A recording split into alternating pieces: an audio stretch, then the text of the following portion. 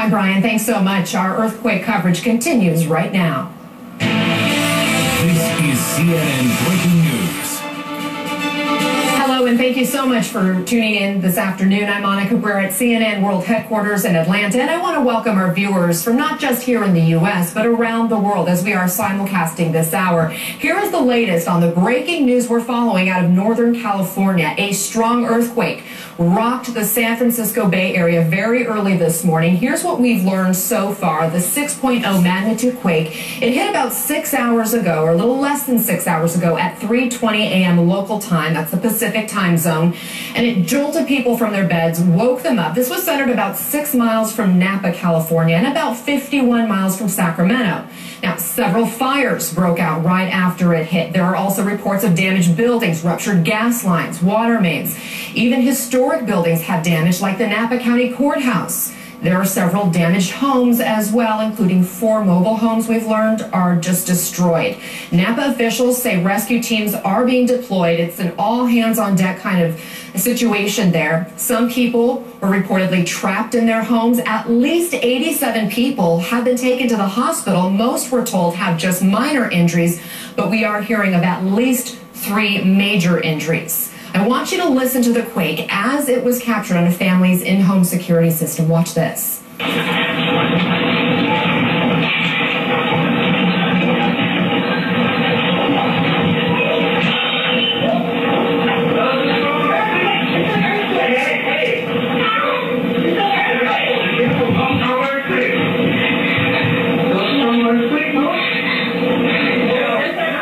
So you saw stuff just flying off the walls, off the shelves, a child running up the stairs. This earthquake also cracked some roads, as you can see. Several roads buckled, knocked out power to at least 15,000 people. Up to 100,000 people have reportedly been without power this morning, and there have been about 50 gas main breaks, 30 water main leaks. This is the strongest earthquake to hit this area since 1989. Now, the White House says President Obama has been briefed on this quake. Federal officials are in touch with state and local responders. Napa City officials are planning to hold a news conference in about an hour at 1 p.m. Eastern, and we hope to bring that to you live. Let's get some more details on those injured. We told you 87 people were taken to the hospital. I'm joined now by Vanessa Daguerre. She's the spokeswoman for Queen of the Valley Hospital. Vanessa, we know this is a busy time for you. Thanks for stopping for just a moment to talk with us. What can you tell us about those injuries? What are you seeing? I can tell you that at this time we've triaged and treated 89 patients through the emergency department. The majority of the patients have non-life-threatening injuries. We did have a few more serious cases, and one pediatric patient who is going to be airlifted for further treatment. And those injuries, you said non-life-threatening, but can you describe, are they cuts, bruises, broken bones? Correct. Multiple lacerations and abrasions. So some deep cuts, bruises, bumps are the majority of the injuries that we're seeing. We heard there are at least 3 major injuries. What qualifies as a major injury? Well, a more serious injury, a patient in a critical condition, for instance, we do have one patient with multiple fractures who we're treating in the hospital. And I'm sorry if there was a pregnant pause there. I was being told in my ear we are awaiting a news conference out of Napa Valley that's supposed to happen here any minute. But Vanessa, as we wait for that, can you tell us more about just how your hospital is handling this influx of people as they are coming in fast and furious, I imagine? Yes, well, luckily we do drill and train for situations or scenarios like this.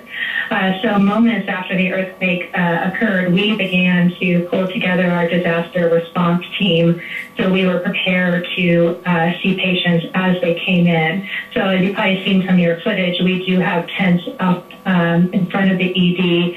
Those are triage tents that help us manage the flow of patients as they come in so we can more quickly triage patients and get them treated as necessary. Where exactly is your hospital in relation to where this quake hit? We're told it's about 6 miles away from Napa. That's correct. Yeah, our hospital is just in North Napa, but very close to the epicenter. And how many ambulances have you had to dispatch? Well, we don't dispatch ambulances. That's all part of the EMS system that does that. So ambulances come to our hospital, and we have received a variety of ambulances, and then multiple patients have come in on their own as well, either driving in by themselves or being brought in by other people. Did you personally feel the earthquake this morning? I did not. I was actually far enough from the area that I did not feel it, but I did hear that it was very large and scary for many people. Absolutely. Well, Vanessa Daguerre, thank you so much for joining us, and do keep us updated on those injured. Again, 89 patients now have been taken to Queen of the Valley Hospital. Let's listen into this press conference happening right now. Pass along regarding the current operations, but first of all, I'd like to turn it over to our city manager, Mike Parness.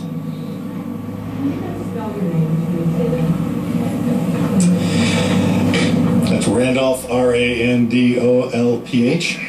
And my name is Mike Parness. I'm city manager. Parness is P-A-R-N-E-S-S.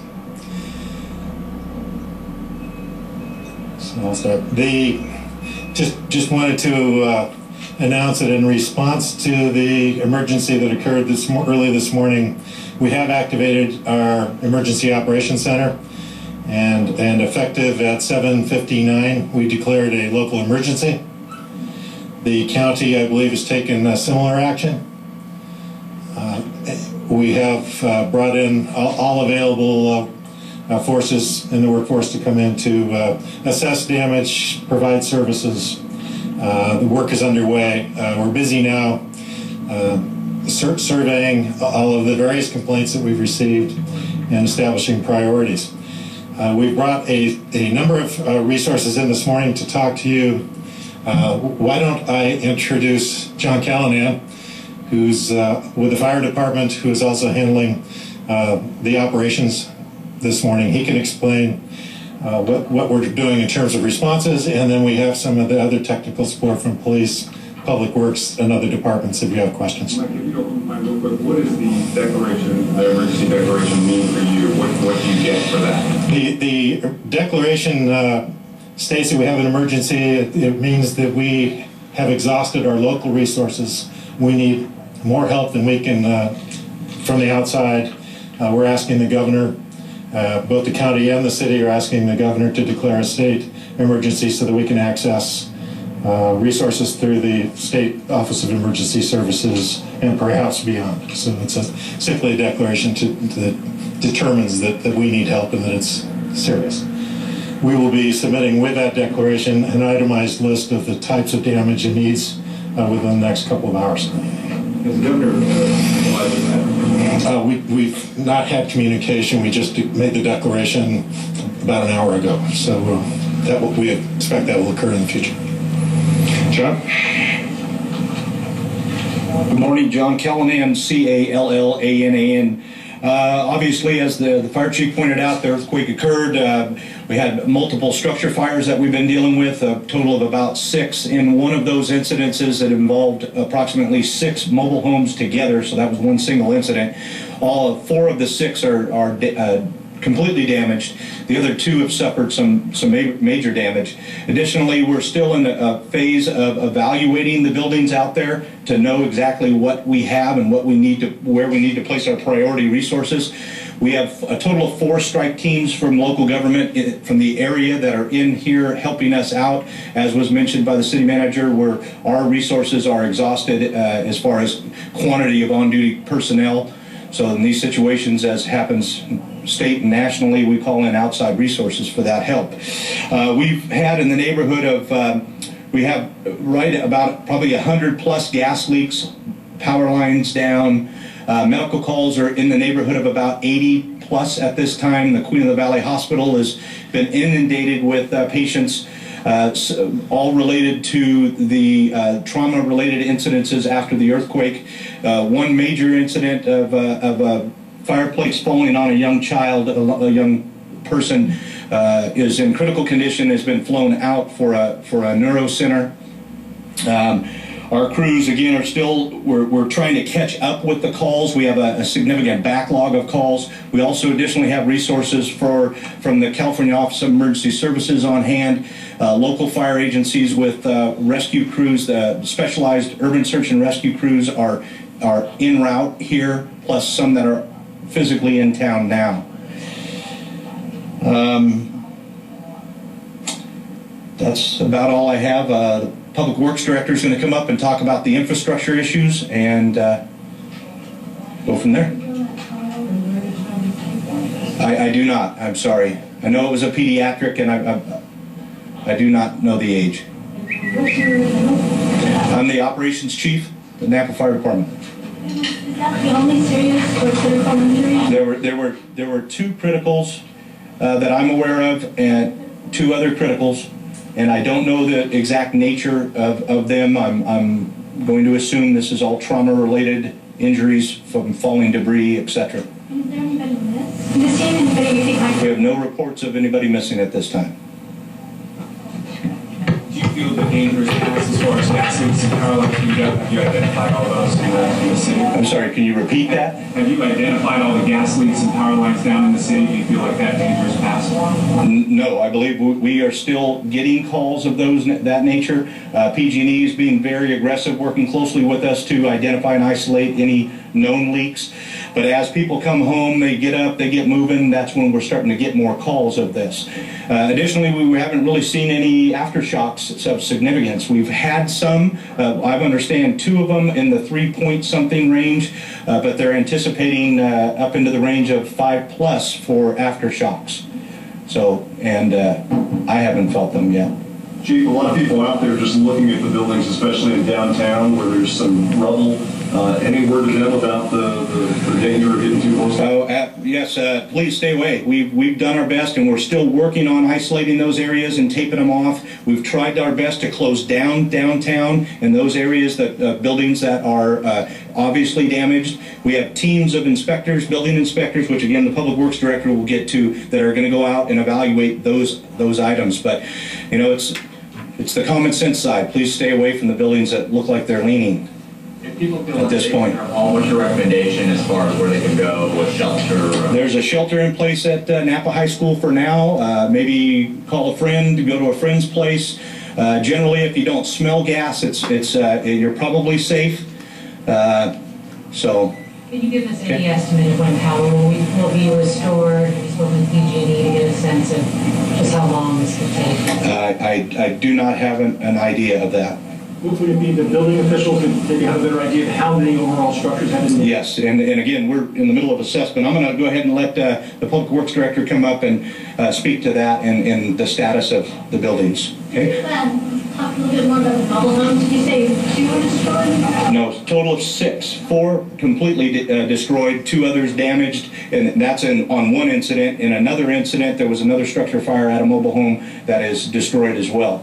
So, separate mobile home park. So, with that, I'll let Jack La Rochelle come up and answer the further. Hello, Jack La Rochelle, Larochelle, Public Works Director. First, I do want to say that the reports on the gas leaks that we've gotten, there's been a lot of reports, but PG&E is actually chasing those down. We don't know the actual number, so my understanding is that they have crews working on that as diligently as possible. The big thing that we're looking at right now from a public works infrastructure standpoint is the water main system, our whole water system. There's been reported reports of about 30 water main leaks or breaks. A lot of them in the Browns Valley area, which is west of town, and that's to be expected. That's a geologic area that is more susceptible to some damage. We have our crews out there assessing all those locations. What we're trying to do is isolate those leaks, shut off the water to those areas as quickly as possible. Now, to provide water flow and volume, we've opened up our other water plant up at Hennessy. So we have actually 2 feeds, one from the south, one from the north. Our water plants we're fine. We're not damaged. That's the good news, the upside. So we are feeding water. The tank levels did start going down right after the earthquake. So those have been stabilized and starting to come back up when we were able to get our other plant in operation. what we're doing now is, so the first issue is just getting the water back on as much as possible, or quickly as possible. The water is safe to drink. I'd like to say that. And what we're doing afterwards, after we do that part of the work, is then we have to set out a set of assessment teams to go out and assess the damage. My understanding so far is that there's some road buckling issues, but nothing as far as any catastrophic failure of any bridges, which is good news, at least in the Napa area. From a structure standpoint, we again have a team of folks that are going to go out who are our inspectors. We'll get some structural experts to go through and assess properties. We're doing that right now. We don't know how many there are. We don't know what the extent of the damage is, but when we find something that is problematic, we will red tag it, have folks tell folks not to be around the building for safety purposes, and then we'll go from there. We just don't know yet, but as soon as we get that information and it's confirmed, we'll make that available. It feels more likely that you're going to have 100 or 200 structures damaged than dozens. Could you at least give us a kind of a feel how many have been red tagged? Or I can tell you that right now, and you know what? That's speculation. I have no idea. You can see some of the damage downtown, some of the older buildings, certainly some of the unreinforced masonry buildings, but we just don't know yet. Can you talk a little bit about what happened with fires in the last year, and whether it was old unreinforced masonry buildings had any required retrofitting? Were they retrofitted and still failed? I know it's early, but anything along those lines? I can't tell you. I don't know, Rick, if you want to talk about that. Rick Tooker is our charge of planning. Right, it's Tooker, T-O-O-K-E-R. With regard to the structures, Jack is right. We're out assessing. We don't have numbers to tell you at this point in time as to the number that we've red tagged. What we're really trying to do is just make certain we get people on the street identifying these buildings as quickly as we can. And we're starting really from the center outward, where some of our older structures are. With regard to the reinforcement, our URM, unreinforced masonry program, most of our buildings in the downtown, our older buildings, have been reinforced. We have just a small handful that have not. Whether or not those are the ones that are connected to work that has been done or not, we're not able to say at this point in time. We need to collect the information and get it out to you correctly rather than make some assumptions. City manager or okay, representative from police here.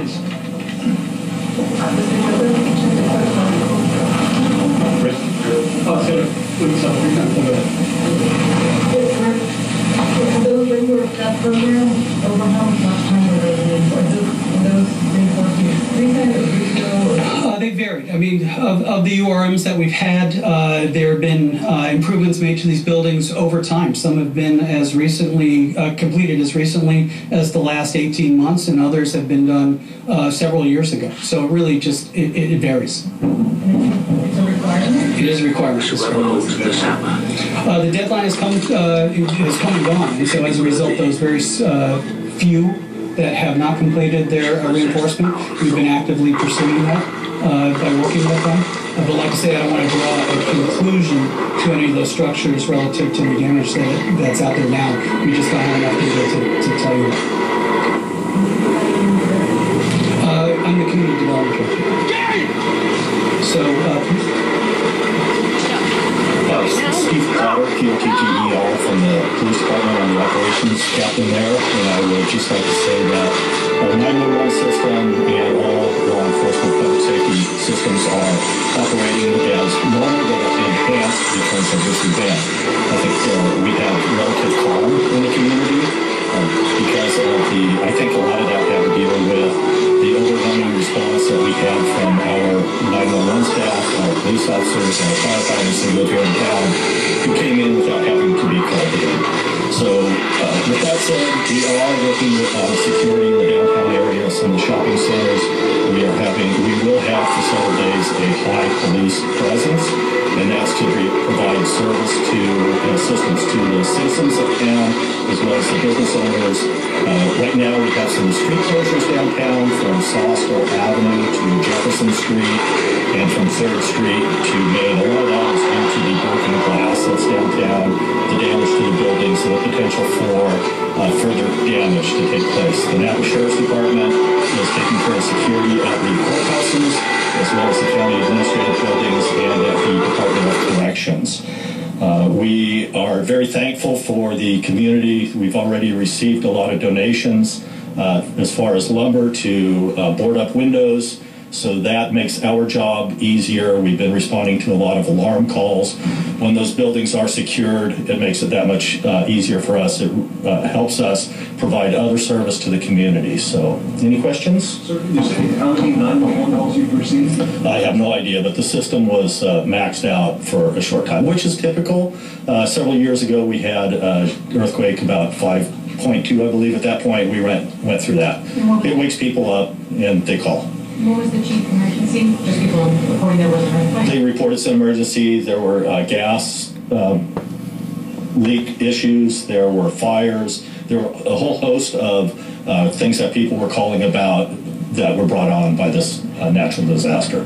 Any concern about downtown, a lot of the windows and doors that actually fallen off? I saw a couple officers down there checking out a store. Any concern about people going in and stealing things, looting, that kind of thing? Not at this point. Like I say, we've had relative calm for this magnitude of an earthquake, and those donations that we've received where they're already starting to board up the windows. We're trying to assist the business owners to come in and assess their buildings and to secure them as quickly as possible. But we have not had reports of looting or anything like that. She told you to tell we were planning to come up today. Come on up and have a good time. I would check on your reservations at any restaurants or wineries, but up valley and downtown, a lot of it will still remain business as normal, and that's not to take anything away from the residents and businesses that have suffered, but a lot of it will be business as normal. We just ask that they stay out of the dangerous areas where there's broken glass, brick and mortar on the ground where they might get hurt. No other questions? I will turn it back over to City Manager Mike Parness. Just a point of clarification before we close. When we say that there have been 100 gas leaks, those are calls we've received from people that are worried about gas. That doesn't necessarily mean that we verified that the pipelines are leaking or that there's a hazard. So anytime we receive that kind of call, we go out and check it out. But I want to make it clear that those are calls we receive, not verified leaks. We know that the conditions are evolving quickly, so if it will be helpful, we'll do these kind of briefings on a fairly regular basis. We'll come back around noon, so about every 3 hours until things slow down. And we should have more information. We'll be able to verify, give you a little more detail in terms of the numbers and what's happening out there. In the meantime, for people to receive more information, they can anybody can take a look at our webpage at cityofnapa.org. We have the whole front page dedicated to providing data and details about what's happening, and also the city's public information officer, Barry Martin, can be contacted at 258-7804, extension 7817. That's 258-7804, and that's extension 187. Let's see. What did I say? Then the last four numbers. 7804. 258. Someone is writing this in hieroglyphics here. 258-7817. 7817. 258-7817. Barry Martin. Just to clarify, when you talk, I know I saw a 7 a.m. news release that said there were approximately 50 gas leaks. Then people here said 100, but was it 100? Was it 100 power lines down and gas leaks total? Those are the calls that we've received related to power and gas, and we're in the process of verifying and determining what that means. And the numbers are changing all the time. All right, any other questions?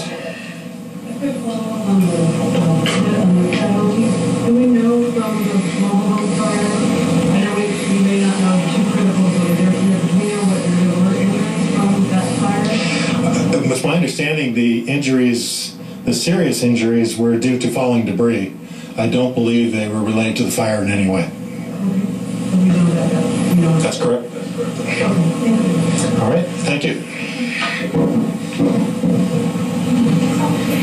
So we were just listening in to a live news conference giving us an update on exactly what has happened there in Northern California this morning following a 6.0 magnitude earthquake. And as we continue to show you images from all around this area, this is near Napa County, that earthquake striking about 6 miles from Napa, about 50 miles outside of San Francisco. I want to bring you up to speed with some new information. We just learned that there has now been a local emergency declared, so outside resources are coming in to help with assessing damage, provide services, and survey this area.